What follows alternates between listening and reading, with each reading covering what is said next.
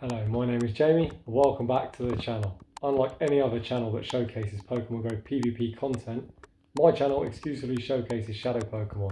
So if you're into that type of content, I'd appreciate it if you could like and subscribe. So let's get into today's video.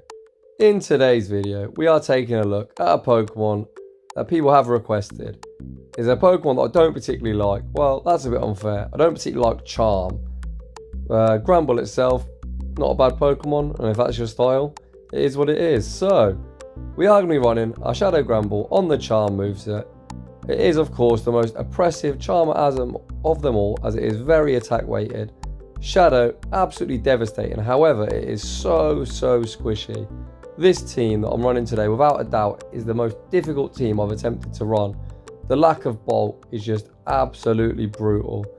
So, the team today, we're going to be leading our Shadow Granbull with our big thick boy Shadow Snorlax on the save switch and our Shadow Swampert as the closer. So, without any further ado, let's get into the battles. As I previously said, we will be leading our Shadow Granbull for the duration of the video. We're going to be showing one complete set and some bonus battles. And let me tell you, some of these battles are absolutely crazy. Using Shadow Granbull, you're either going to win a match very convincingly or lose pretty hard. There's not really any in between, as it's just kind of one of them Pokemon. It's either got really hard victories or really hard losses. It's really got to avoid them fire types and them steel types. So, in game one, we pick up a lead against something else that we really don't want to see. We pick up a lead against the Venusaur. Obviously, Venusaur's poison type and they are resisting Charm, and Sludge Bomb will one-shot. However, even a Frenzy Plant's probably going to one-shot us. They throw the Frenzy Plant. I am going to have to shield this up, as I do want to get a shield back with Granbull. I'll go straight for this crunch. I'm expecting a shield. I can't swap out. I do attempt to swap out actually, but like I shouldn't really, as Swampert also really is not going to want to see this Venusaur. So Granbull goes down. The opponent actually makes a swap immediately into their Empoleon, and this already tells me that they're most likely going to have a Regirock in the back. As if you follow other content creators, you will see this is a team that was showcased either yesterday or the day before by Wallower. So here I go straight for the superpower. I've overfarmed just a little bit, and I now commit to the mud shot down. I'm hoping to draw that Venusaur back out, which we do. And now I'm going to go straight for this Hydro Cannon. Hydro Cannon should grab the shield, which it does. And now I know that little bit of loaded energy, I'll be able to superpower this Regirock in the back. So I'm going to shield this move up. And the Venusaur now is in Hydro Cannon range. And it all depends on how the opponent plays this match in the back. Hydro Cannon is good enough to take out the Venusaur. And there is the Regirock.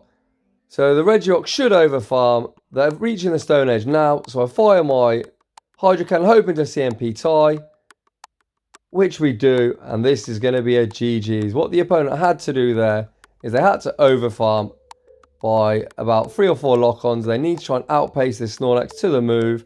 However, they didn't do that. And now from an absolutely dreadful position, we are going to go 1-0 in this set. So GG's to that opponent. So if you are experiencing a few losses, etc., I like to have a look on YouTube in the morning, see what other content creators are running, as you can almost guarantee that other people are going to be trying to copy that. So the Wallower team, he has been doing really well. However, that opponent didn't play it particularly well. So moving on into game 2 of the video. We pick up a really great lead against Giratina. They bring in Lapras, and I look to try and catch the Surf on Snorlax. We successfully do that. You can see the Charm has absolutely shredded one of the thickest Pokemon in the league. And I've actually now got a little jump start on energy with the Granbull. Granbull generates energy so ridiculously slowly. I like to try and, even in one leads, I do like to try and stay in just for a little bit to try and generate some energy. So now, just before the Lapras makes their next move, I go straight for this Superpowers. Body Slam would not KO. I was hoping to grab a shield, but Switch is even better. And now the opponent brings in Escavalier. I didn't think I'd survive that next counter, so I go full this Body Slam, hoping to bait a shield this time, which we do. And now we're in a great spot. We can now align our Swampert up with this Escavalier and Granbull back against that Giratina. I was expecting the opponent to switch. I didn't throw my move. They do switch. So back up comes the Giratina. Like I said, I did get a little jump start on energy, so we can reach this crunch. I'm expecting the opponent not to shield, which they don't. The opponent is reaching their own charge move now. However, I'm not going to shield Granbull as I know the win condition here is going to be a 2-shielded Swampert. So these resisted charms, you can see, nicely get this S-Cavalier into Hydro Cannon range. So I CMP tie, which we do lose. Doesn't really matter if they acid press, whatever they throw, I'm just going to shield the next 2 moves. And this first Hydro Cannon will grab the last shield, which you can see here. And then the next Hydro Cannon should be enough to KO. If it doesn't KO, it'll be maybe 1 or 2 mod shots short.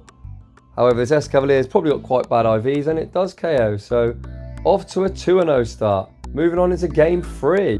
We are matched with a fantastic content creator, Daniel Z. If you don't know him, you should check him out. He's a great Twitch streamer and great content creator.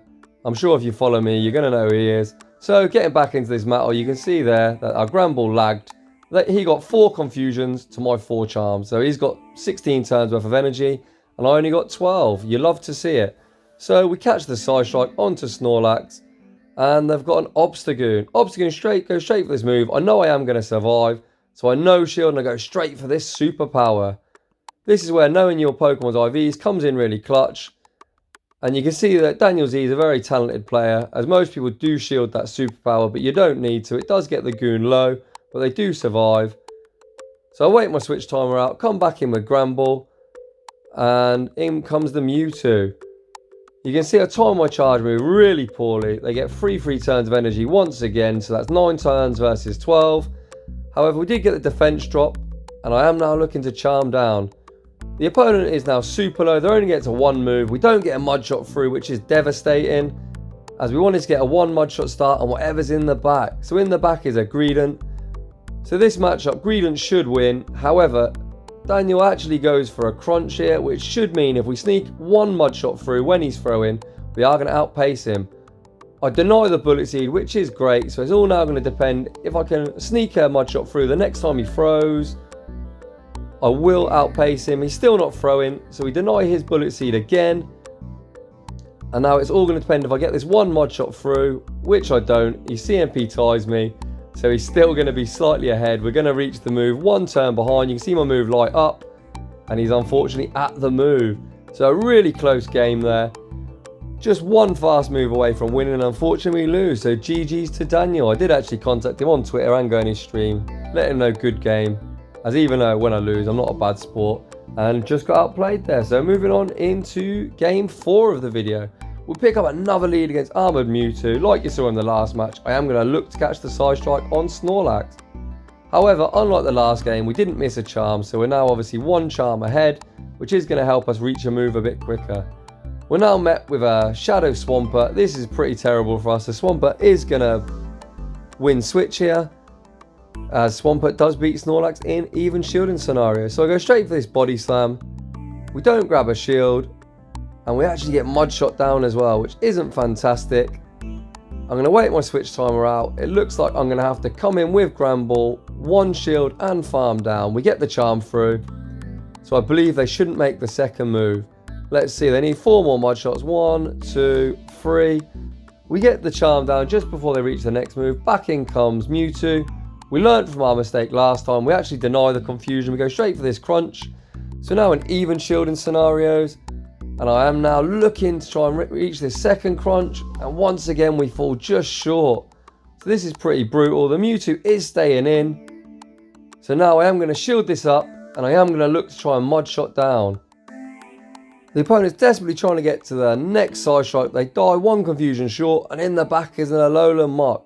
So from this health range, I would survive a Dark Pulse. There's no need to bait. Straight Earthquakes to play. The opponent calls the bait. And we take him out. So 3-1 in the set. Let's see if we can finish this set off nice and strong. Moving on into the 5th and final game of the set. However, it might be the final game of the set. We do have some exciting bonus battles. So stay tight for that. We finally get a match. And we lead our Shadow Granbull into Cresselia. This is kind of an alright-ish matchup. We just get out bulked. But obviously you can see these charms are quite shredded. And we sneak a charm through as well, which is great. The opponent is firing off their charge move. And we look to fire off this crunch. So it looks like the opponent was planning on us shielding. We don't shield, and we are now going to look to try and catch the next grass knot onto Snorlax. We unsuccessfully do that, and the opponent brings in Talonflame. So we're timing our charge move not to let any extra incinerates through. We get to this body slam. This gets the Talonflame quite low. They are going to have to Brave Bird us to take us out, but I'm calling the Flame Charge. Here's the Flame Charge. You can see it doesn't do too much. And just before they reach their next charge move, I fire off this body slam. So now the opponent is going to have to shield up if they want to maintain the Talonflame. Looks like they do want to do that. So here I've got a tough decision to make. Do I want to shield or do I want to save it? The fact that I've got two super squishy Pokemon in the back, I am choosing to not shield. So I'm bringing Swampert. And I'm now, just before they reach their next move, I am going to fire off this Hydro Cannon. So we've got a Swampert with a little bit of energy and a shield versus this Cresselia and whatever they've got in the back. In the back's a Swampert. So you can see that Cresselia is at almost 100 energy. So I'm going to shield this move up. I am going to get to this next move. I go straight for the crunch, as I expect the Cresselia to throw their energy regardless, as they are at 100, so they're not going to try and Psycho Cut us down. Cresselia does come in, immediately throws. This will be the Grass Knot. They are at the back-to-back. We don't get a Mud Shot through, but this is fine. I can shield this up. The Cresselia is now at 0, as obviously 50 plus 50 is 100. So they're now 5 Psycho Cuts short of the next one. However, we're going to go for the Overkill Earthquake and take the 5th and final match of the set. So GG's to that opponent. We go 4-1 in this set, and now let's move on to some exciting bonus battles. On to bonus battle 1. We pick up a fantastic lead against Giratina Altered. You love to see it. They swap into Swampert, which isn't really great for us. The Swampert does beat Snorlax, so I chip it down, hoping to put it into Body Slam range. The opponent has got a lot of energy, but they don't go for the Earthquake. They just go for a Hydro Cannon. You can see Snorlax can tank 2 of these, no problem. Again, I'm going to call the Hydro Cannon. However, I am going to look to shield it up, as I do want to get some shields away from this opponent. I fire off this Body Slam. I am expecting a shield, as they are going to want to try and flip switch advantage, which is fine for us. I'm not going to shield this up, as I am not going to be able to lick down. They've got too much health. We do survive, and we actually make the next Body Slam, but the opponent's counting is spot on. They actually fire off this Hydro Cannon before we can reach the Body Slam. And now we're going to be able to charm them down with Granbull. So even though we won lead hard, we haven't got any answer for Swampert, and they've actually got a Registeel. So I'm going to go straight for this close combat, as Lock-On does hardly anything, so it doesn't really matter if we lower our defense. The opponent calls the bait. I'm counting Lock-Ons. On the 14th, I swap out and catch on Swampert. It's 14 Lock-Ons for a Flash Cannon, 15 for the Focus Blast, so we managed to call it correctly. I expected them to throw immediately, which they did. We can now bring in our Swampert onto this Giratina. There is no way they're shielding this, so their win con is going to be that Registeel. So we land the Earthquake, which does huge damage. My win con is going to be a shielded Granbull, as I am going to look to charm down. So the Giratina takes out our Swampert. They are on Dragon Breath, so we're going to be able to charm this down, no problem. And now it's going to be a race. Can the Registeel make 2 moves before our Granbull charms down? And the answer is going to be a big fat no. So Granbull, Registeel counter confirmed. You love to see it. So moving on into bonus battle 2. You couldn't pick a worse lead if you tried. Shadow Nidoqueen into Shadow Granbull. The opponent now switches into another hard counter, which is Scrafty. However, Scrafty wants to go foul play, because if you go pop, like this opponent and many other opponents do, they're now going to be quite upset, as they're not going to be able to counter me down before I make 2 moves. They don't shield the superpower, and now this Body Slam is going to either force a shield or maintain switch. So if you are the opponent and you're facing a Shadow Snorlax, just go straight foul play. It'll prevent you having to use a shield like that, and that shield is going to help us out. So we're going to be able to come back in with Granbull. We are going to take a move. Both Power Up Punch and Foul Play are resisted, so I don't really care. They can throw whatever. Even the squishy Granbull tanks that Foul Play, no problem. And I immediately now switch back into our Swampert. So Nidoqueen fires after 5. They're looking to debuff us. Poison Fang comes through, and in the back they've got the other Dark type. So a lot of people like to run Obstagoon, Umbreon. This person's running Scrafty, Umbreon. But it's the same concept of Nidoqueen, double Dark. They're actually on Dark Pulse as well. With our lower defense, we can't really afford to take any of these moves. I did sneak a Mud Shot in, and now we are going to look for this Hydro Cannon spam. We are timing our charge moves very well, not letting any snarls through, which is great. And now the Umbreon is getting super low. So now I expect to force the opponent's last shield, as if they don't shield this up, we will take them out. And I instant swap into Granbull. So now we've got a Swampert with a shield. We catch the Dark Pulse, which hardly does anything. Opponent brings back in the Nidoqueen. And they've actually once again thrown after 5. So just to BM, as sometimes you've got to do that. They haven't even built up to the Earth Power, so I'm not respecting it. This is a bit riskier. Obviously, we are running out of HP. But I'm not shielding a resisted Poison Fang, as the opponent didn't even bait the Earth Power. So we're going to take out the Nidoqueen with a Hydro Cannon. And this Umbreon isn't going to be able to snarl us down either. And this second Hydro Cannon is going to clutch out bonus battle 2 of the video. So you can see there, not only did we lose lead super hard, we were hard counted on the swap, but the opponent, couple of misplays, did allow us a win con. So even when you're using these triple shadow super squishy teams, you can always find a win con. Most of the time you've got to try and capitalize on the opponent's mistakes, like you saw there. So the team, would I recommend this team? Absolutely not. This team is incredibly hard to run with its lack of bulk.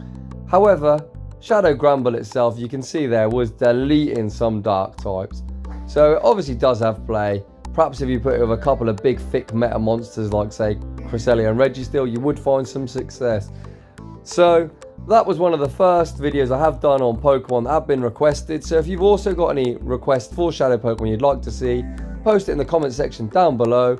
Just like to say thanks for watching, and I'll see you all in the next one.